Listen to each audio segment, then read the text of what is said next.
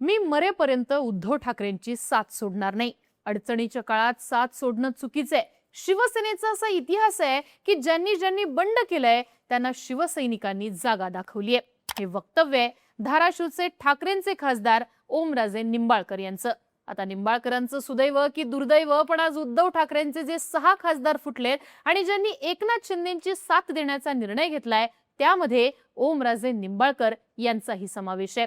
पुण्याला खास private jet विमानाची व्यवस्था करून ओमराजेंना मध्यरात्रीच दिल्लीत आणण्यात आलं अशी माहिती सध्या माध्यमांमध्ये देण्यात येते. खरं तर ओमराजे हे काल माध्यमांच्या समोर आले होते, पण तो विषय होता त्यांचे वडील पवनराजे निंबाळकर यांच्या खून खटल्याचा.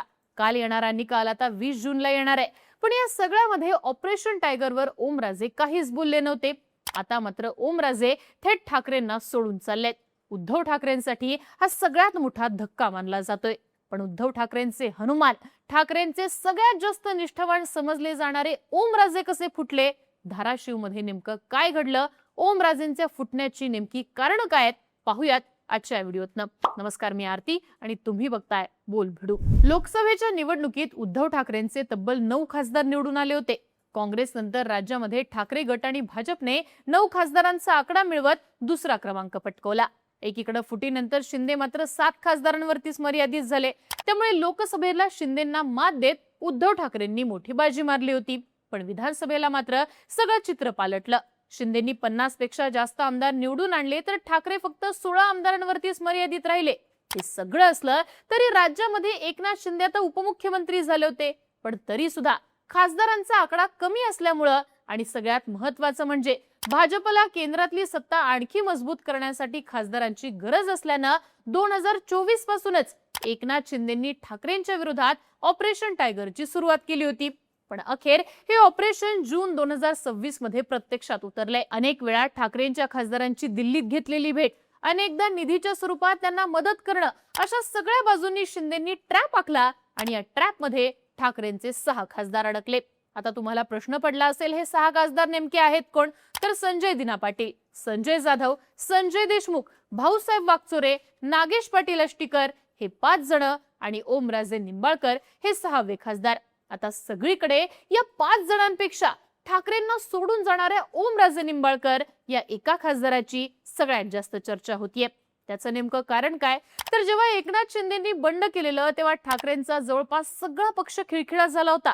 ठाकरेंच्या बाजूने ठामपणे उभ्या राहणारे अगदी मोजके नेते होते, ज्यामध्ये ओमराजेंचा नंबर सगळ्यात वरचा होता. अनेक वेळा त्यांना ऑफर येऊन सुद्धा ओमराजे मागे हटले नाहीत. विशेष म्हणजे ओमराजेंचे अगदी जवळचे मित्र आणि ठाकरेंचे आमदार कैलास पाटील हे तर शिंदेंच्या बंडावेळी सुरतला गाडीत बसून गेले होते. पण काहीतरी वेगळं घडते असं लक्षात आल्यावर ते ठाकरेंकडे पुन्हा माघारी फिरले. या 2 दोस्तांची ठाकरेंशी कशी निष्ठा आहे याचे गोडवे त्यावेळी सगळीकडे गायले गेले. पण त्यातलाच आता एक दोस्त ठाकरेंची साथ सोडून शिंदेंकडे चाललाय.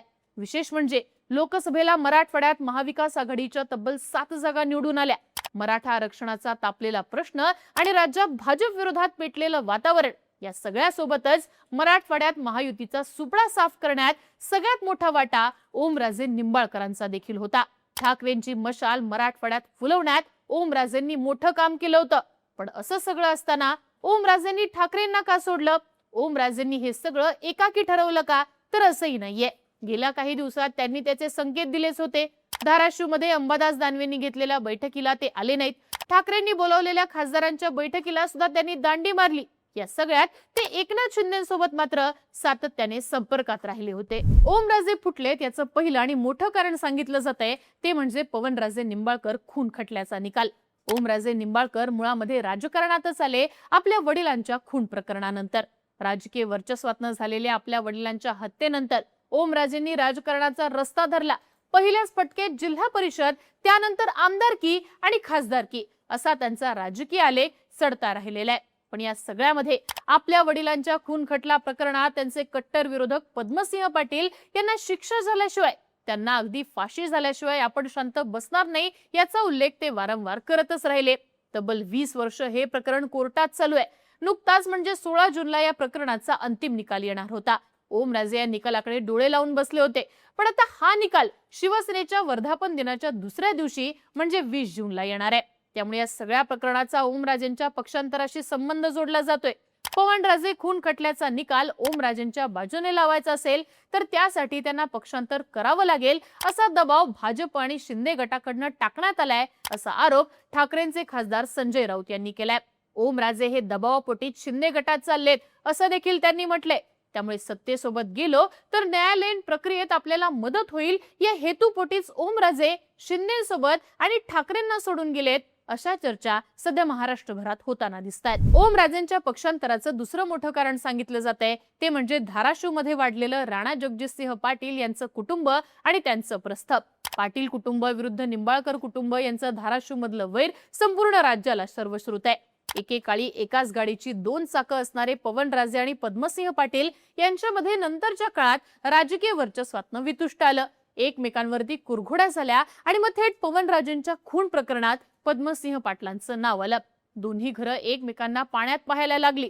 वडिलांच्या हत्येनंतर पेटून उठलेल्या ओमराजेंनी जिल्हा परिषदेनंतर 2009 मध्ये शिवसेनेकडनं निवडणूक लढवत आमदारकी मिळवली.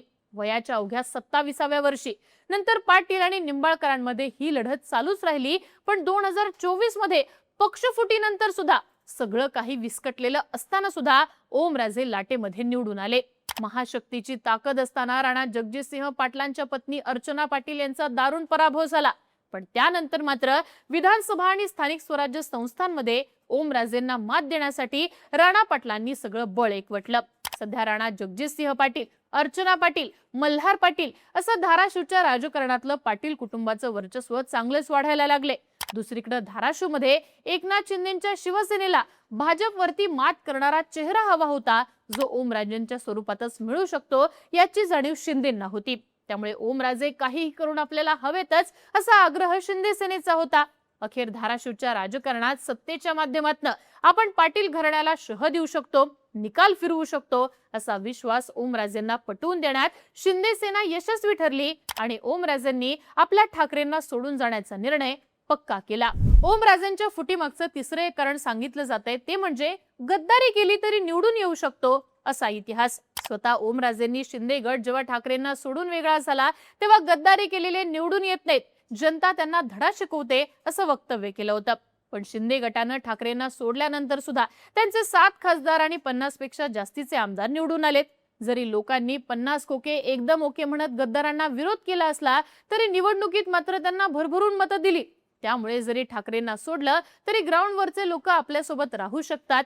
निवडणुकीत याचा काही फटका बसणार नाही हे शिंदेच्या नेत्यांकडनं फुटणाऱ्या या 6 खासदारांना समजून सांगण्यात आलं. ज्यात शिंदेचे नेते यशस्वी ठरले त्यामुळेच ओमराजे फुटले असं देखील सध्या बोललं जाते.